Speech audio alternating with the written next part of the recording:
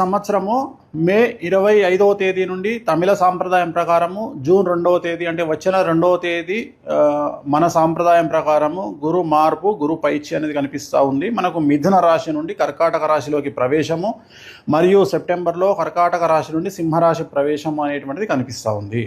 So దీనికి సంబంధించి గురువు అతిచారంలోకి వెళ్తూ ఉన్నాడు. గత వీడియోలో నేను చెప్పినట్టుగా పెను సంచలనాలు నమోదయ్యేటువంటి అవకాశాలు కనిపిస్తున్నాయని చెప్పడం జరిగింది. దాని ప్రకారమే గత 5 రాష్ట్రాల ఎన్నికలను కనుక గమనించినట్లయితే బెంగాల్ మరియు తమిళనాడు కాంట్రవర్సీస్ మనం చూస్తూ ఉన్నాము. సో విజయ్ జాతకరీత్యా అలాగే విజయ్ త్రిష కాంబినేషన్ కనుక తీసుకున్నట్లయితే వాళ్ళ కాంబినేషన్ ఏకనాడి కాంబినేషన్ అయ్యింది. కాబట్టి ఒకవేళ త్రిష లేకుండా ఉంటే విజయ్ యొక్క రిజల్ట్ వేరే రకంగా ఉండేది. బట్ విజయ్ జాతకరీత్యా కనుక గమనించినట్లయితే తమిళనాడు రాష్ట్ర జాతకరీత్యా గమనించినట్లయితే ఒకవేళ విజయ్ సీఎం అయినప్పటికీ కూడా ఖచ్చితంగా తమిళనాడులో మళ్ళీ ఎలక్షన్లు వచ్చేటువంటి అవకాశాలు 100కి 1000% కనిపిస్తూ ఉన్నాయి. అంటే రాజకీయ ప్రభుత్వ అస్థిరత అనేటువంటిది తమిళనాడు రాష్ట్రంలో ఖచ్చితంగా కనిపిస్తూ ఉంది గురువు మార్పు వల్ల. ఎందుకంటే గురువు మారినటువంటి రాశిని బట్టి తీసుకుంటే, రాష్ట్రం యొక్క రాశిని బట్టి తీసుకుంటే పెను సంచలనాలు ఆ గురువుకు సంబంధించినటువంటి రాష్ట్రాలలో ఏర్పడేటువంటి అవకాశాలు కనిపిస్తూ ఉన్నాయి. దాని కారణం చేత తమిళనాడు రాష్ట్రంలో ఖచ్చితంగా మళ్ళీ తిరిగి ఎలక్షన్లు వచ్చేటువంటి అవకాశం కనిపిస్తూ ఉంది. అది ఇంకొక సంవత్సరం తర్వాత అవ్వచ్చు, లేదా 6 నెలల్లో అవ్వచ్చు, లేదా నెల తర్వాత అవ్వచ్చు. కానీ ఖచ్చితంగా మళ్ళీ ఎన్నికలు తమిళనాడు రాష్ట్రంలో జరిగేటువంటి అవకాశాలు 100కి 1000% కనిపిస్తూ ఉన్నాయి. ఇది ఫస్ట్ ప్రయారిటీ. రెండవది పశ్చిమ బెంగాల్ రాష్ట్రానికి సంబంధించి ఒకవేళ బీజేపీ ప్రభుత్వం ఏర్పాటు చేసినా కూడా మళ్ళీ ఖచ్చితంగా రాష్ట్రపతి పాలన విధించేటువంటి అవకాశాలు కనిపిస్తూ ఉన్నాయి.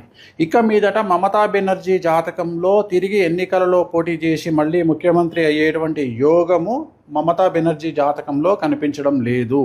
కానీ బెంగాల్ జాతకంలో, పశ్చిమ బెంగాల్ జాతకంలో, రాష్ట్ర జాతకంలో ఖచ్చితంగా మళ్ళీ ఈ ఎన్నికల్లో గెలిచినటువంటి పార్టీ అంటే బీజేపీ పార్టీ ప్రభుత్వాన్ని ఏర్పాటు చేసినా కూడా ఖచ్చితంగా రాబోయే సంవత్సరంన్నరలో ఖచ్చితంగా రాష్ట్రపతి పాలన విధించేటువంటి అవకాశాలు కనిపిస్తూ ఉన్నాయి. కారణము బెంగాల్ రాష్ట్రానికి సంబంధించినటువంటి పశ్చిమ బెంగాల్ రాష్ట్రానికి సంబంధించిన జాతకం పరంగా రాబోయే సంవత్సరంన్నర పాటు మమతా బెనర్జీ జాతకంలో 2027 సెప్టెంబర్ వరకు అష్టమ శని నడుస్తూ ఉంది.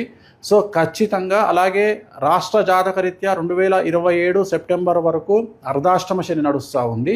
కాబట్టి పశ్చిమ బెంగాల్ రాష్ట్రంలో చాలా తీవ్రమైనటువంటి తీవ్రవాద ఉగ్రవాద చర్యలు అలాగే మత కల్లోలాలు జరిగేటువంటి అవకాశాలు కనిపిస్తూ ఉన్నాయి. దాని కారణం చేత కర్ఫ్యూ విధించడము, అలాగే బందులు జరగడము, అలాగే రోడ్ల మీద హింస చెలరేగడము, రాష్ట్రపతి పాలన వరకు సిచ్యువేషన్ వెళ్ళేటువంటి అవకాశాలు ప్రస్ఫుటంగా కనిపిస్తూ ఉన్నాయి.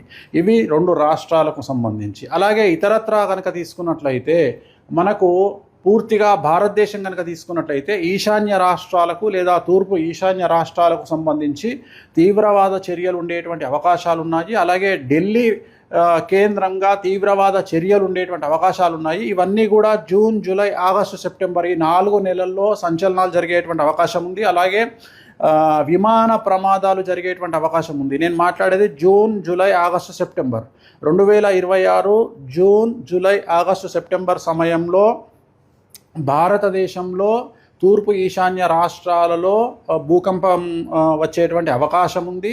తీవ్రవాద చర్యలు జరిగే అవకాశం ఉంది. అలాగే విమాన ప్రమాదాలు జరిగే అవకాశం ఉంది.